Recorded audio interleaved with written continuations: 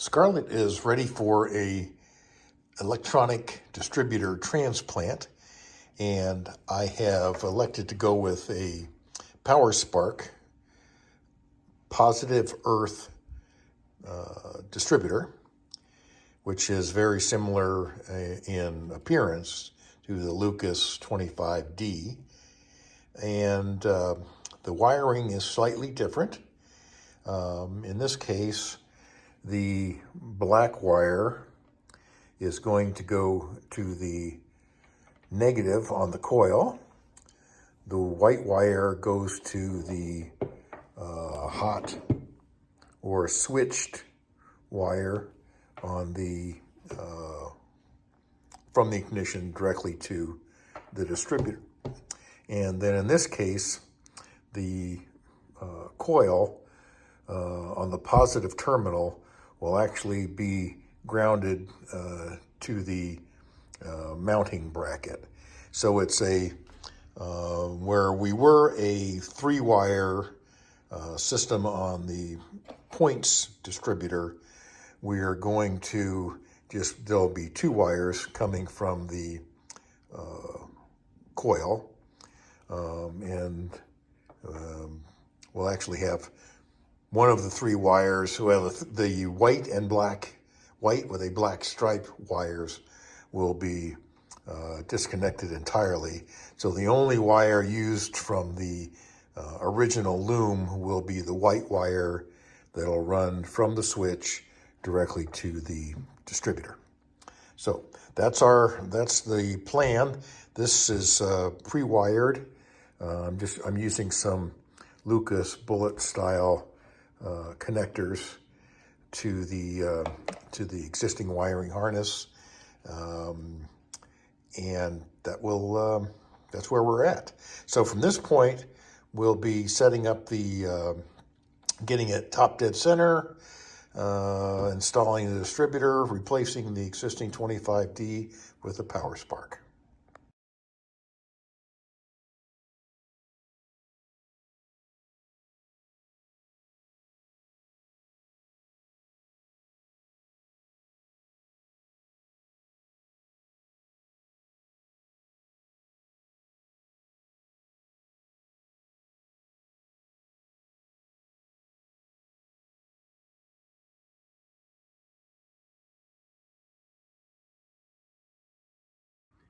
In preparation for installing the Powerspark electronic distributor, we're taking a look at the position of the original Lucas 25D distributor and its position of the rotor in relationship to the number one spark plug, or if it's kind of pointing it right at this yellow wire coming into the generator.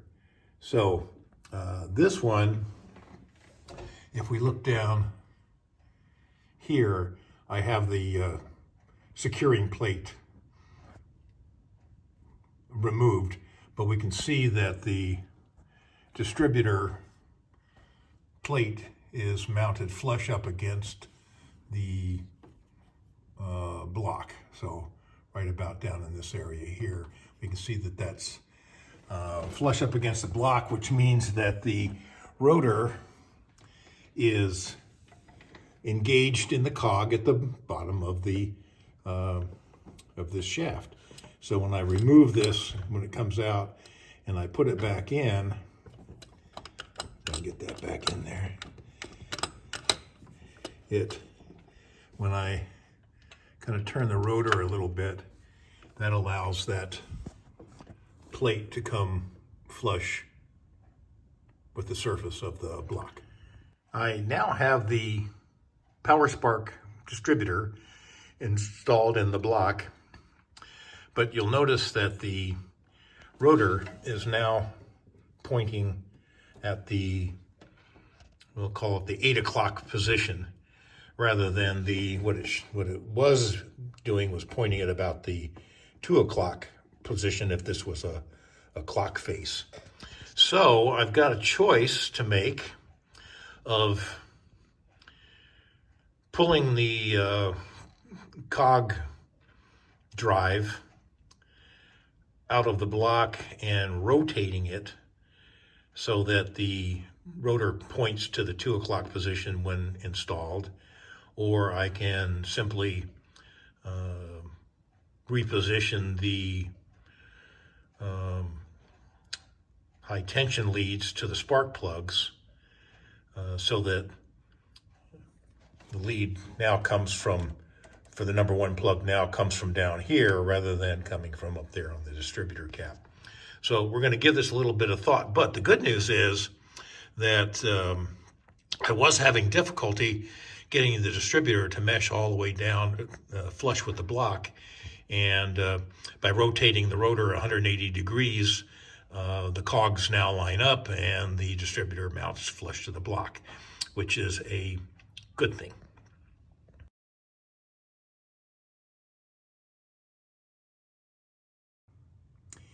In preparation for installing the Powerspark distributor, it's been noted that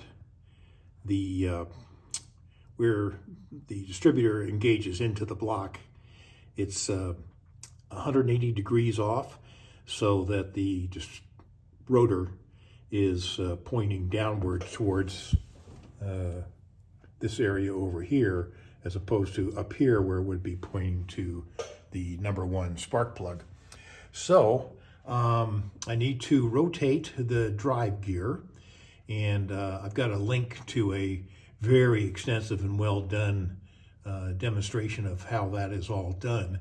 But just in short, in our case, I've installed a 5/16 24 thread fine thread bolt that extends down into the drive gear, where the gear meshes into the camshaft.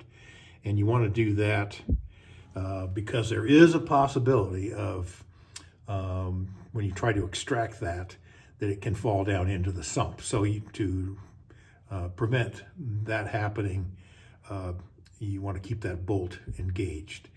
And but in order to withdraw that gear, you have to remove this retaining area. So the block starts about here, but this is with the 2 wings out here where the distributor retaining ring will go, has to be extracted. And it's held in by a single 7/16 inch bolt down here. And with that bolt removed, see if I can get this done one-handed here. With that bolt removed, you can extract this retaining, let me see if I can get that in focus here. This retaining piece. So it's heavy cast with a sleeve, and that will go down and hold the gear, distributor drive gear, against the camshaft. So that's with that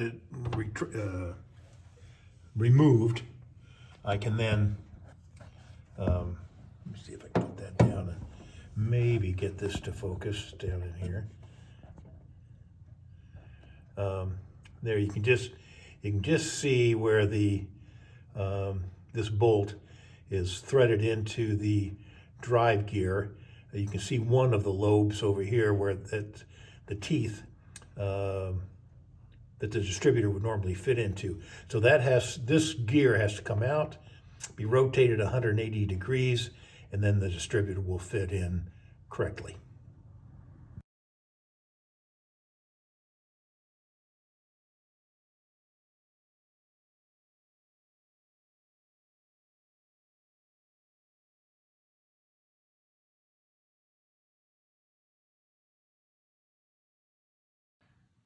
The distributor drive shaft, we'll call it, has been extracted from the block. I've got the this bolt inserted in there so that it does not drop down into the sump. As I removed it, I could see exactly what they were talking about, because there's a tendency for this thing to just kind of fall. As soon as you pull it out, it's a tendency to fall right down into the sump. it has now been rotated 180 degrees from its original position, and supposedly I should put it at a little bit more like this. So as it goes in, it rotates up into that 2 o'clock position. So that's what I'm going to try to do.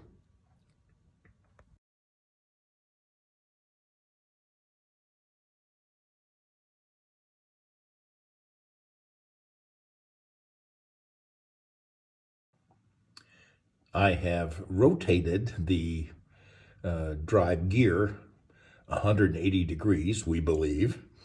And so now it's simply a matter of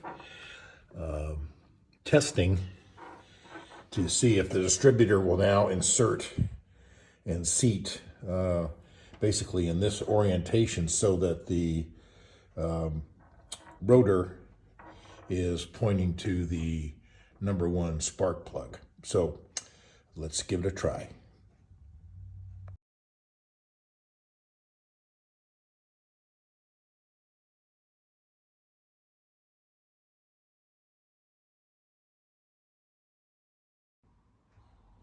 I've completed the install of the Powerspark electronic module distributor, and I just wanted to highlight some of the steps that we are before I start buttoning things back up again. The Powerspark system relies, the way it's wired, they actually run a ground to the mounting of the coil. So we're on the positive side. This is a positive ground car. So we run a wire to the ground from the positive terminal, and then the other, there's two wires on the Powerspark itself, a white and a black, and those have been connected using some Lucas connectors. One goes to the power switch, and then the other one goes to the negative side of the coil. And we've relocated the drive cog down in the block so that we have the rotor now pretty much facing towards the #1 spark plug, which is correct. We'll be able to rotate the body of this to get that either timed or static timed. We are at, we can move both of these. So that's the #1 cylinder that's slackened off of the both springs. So that's on its compression stroke. We've, I don't know if I can get this one up here, but we're on top dead center according to the marks, both upper and lower. So at this stage, this is the end of the install portion of it. I'm going to button up the valve cover, and I'm actually going to try and static time the distributor prior to firing it up and getting the dynamic timings done. And so this will conclude this portion of this video, and we'll pick it back up once the cover has been placed back on the distributor. And we have a little bit of a unique way of doing this because we're not going to be able to see points sparking down here. And the wiring system here is a little bit, I don't know if it's confusing, but it's unique. So I'm going to try to use a little bit different system. So I'll pick it back up when this is all buttoned up.